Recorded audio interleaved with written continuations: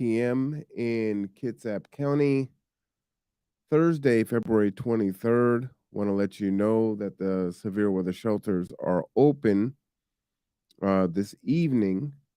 We need your help to get the word out. This is particularly important as everyone is seeing the weather outside from last night into today.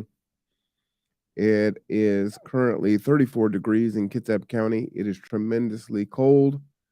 It only got a few degrees above freezing today. And so we're going to go back into those plunging temperatures. But it is really important that we get the word out so people are not outside in this weather. So any help that you can give to support that would be important. And that help is in the form of letting people know to call 211 or call 360-373-3000 so that they can get to the severe weather shelter. If you know where there are some areas where folks are unhoused, please get the word out to them so we can get them there. We got quite a few people to the severe weather shelter last night, and we hope to increase those numbers tonight. Okay. Also, just got an email that came through to my office manager. I'm trying to pull this up here.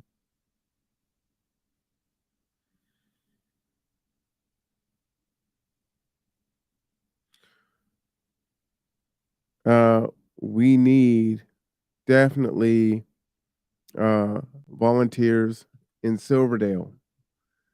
Silverdale shelter needs volunteers.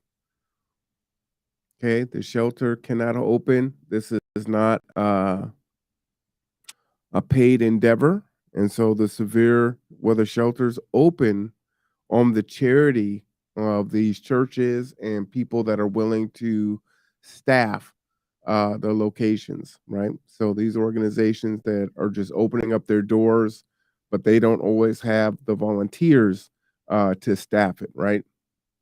And then when the shelter opens for many days in a row, volunteers may not be able to volunteer every single night.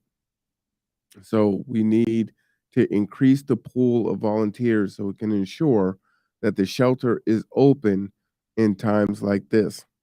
These temperatures are going to remain this way for a while. And so if you're doing a shift, that would be a huge help. So on the screen here, how to volunteer. If you're interested in helping those who live without homes to find shelter when temperatures drop outside, all you have to do is fill out the volunteer application and pass a background check. As far as I know, it's the Washington State Patrol background check. Apply online through the Kitsap County Department of Emergency Management. The link is here. I'm going to go ahead and click on this, and I'm going to put it in the chat for you so that you have it and can click on it. But this is crucial, people. We really need your help. This is a big deal. Just volunteering for a few hours to ensure that the shelter is open is tremendously helpful. Okay. Here, this is the link that I've put in the chat if you want to become a volunteer. Thank you for your interest in becoming a volunteer. The programs offered by the Kitsap County Department of Emergency Management would not be successful if it weren't for the volunteers. Complete and sign the application to become a registered volunteer emergency worker. Search and rescue volunteers, please use a different form. Sign the photo release. Photos are sometimes taken at events, and we would like permission to use the pictures of volunteers. You need to pass a background check. Submit a photo for the Kitsap County Emergency Management identification. A photo should be a passport type headshot photo sent electronically, and it should be free of sunglasses or a hat and with a clear background. Regular glasses are fine. Maintain current contact information, including email and phone number. Meet the particular requirements of the program you are volunteering for. Visit each program page for details and review and sign the code of conduct for volunteers. Return your application and become a registered volunteer emergency worker, you only have to renew it every 3 years, right? So they desperately need your help. Um, I don't know if they are fast tracking this because this is dire in regards to their to the need. Um, so again, please, please, please click on the link below that is there for you. We need more volunteers to volunteer to staff the severe weather shelter when it opens, right? So it cannot open if they don't have the minimum number of volunteers to run that particular shelter. Okay. And this is where that link will take you. I just wanted to show you this. This is what I was reading. All right. Okay. Really simple. I can click on the form and show you that. Okay. Really straightforward form here, right? Name, address, phone number, email, where you want your notices to go.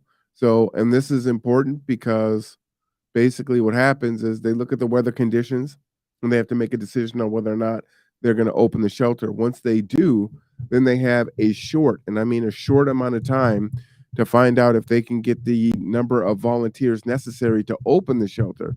So sometimes the conditions can be um, would warrant opening the shelter, and unfortunately, there are not enough volunteers to open up a particular location. So if you're out there and you're seeing the weather is bad and you're like, "Hey, why isn't the shelter not open?"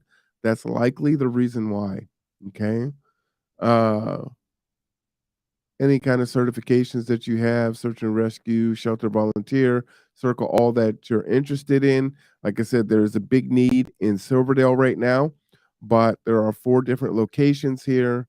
Your driver's license information, or how long you've lived in Washington State, your education, work history. Do you have CPR certification? Do you have current first aid card? Do you have a national incident management and or incident command certification? I think I might try to work on this. I think I should get that. I've had the other 2. If yes, provide copies if we don't already have them on file. Do you have any disaster volunteer experience? And then your hours that you're available, okay? And again, even if it's 1 day, 1 shift, it's a big deal. It really is a big deal. I cannot, um, overstate this, okay? So again, the severe weather shelters are open tonight. They are in need of volunteers. This weather is gonna be with us for a while. Please help support by becoming a volunteer. Very easy application. As I said, I would assume maybe they're gonna fast track this if they don't have the requisite volunteers. Here you can see some of the crimes that would disqualify you from being a volunteer. So, for all use programs administered by DSHS, including DSHS, or state employees in covered positions, exempt programs administered by the ADSA, Home and Community Service, and the ADSA, Residential Care Service. Crimes, a person who has a crime listed below is denied unsupervised access to vulnerable adults, juveniles, and children. If 5 or more years appears after a crime, the person is automatically denied unsupervised access unless 5 or more years has passed since the date of conviction. After 5 years, an overall assessment of the person's character, competence, and suitability to have unsupervised access will be determined for denial. So again, if these things have happened and it's been more than 5 years, don't let that deter you from being a volunteer if your life has changed. And again, the fact that DSHS is using this criteria for those of you that may be looking for employment, if this is their gauge on what they're looking at, then this kind of works double for you and your for a benefit for you. Okay. I'm just going to scroll down these things slowly just so you can see them here. But again, if it's been 5 or more years, please apply. They need you. They need you. They need you. Okay.